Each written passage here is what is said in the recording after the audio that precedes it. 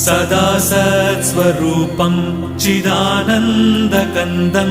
जगत्सम्भवस्थानसंहारहेतुं स्वभक्तेच्छया मानुषं दर्शयन्तं नमामीश्वरं सद्गुरुं साईनाथं नमामीश्वरं सद्गुरुं साईनाथं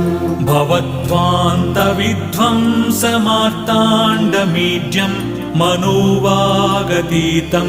मुनिर्ध्यानगम्यं जगद्व्यापकं निर्मलं निर्गुणं त्वां नमामीश्वरं सद्गुरुं साईनाथं नमामीश्वरं सद्गुरुं साईनाथं भवाम्बोधिमग्नार्दितानां जनानां स्वपादाश्रितानां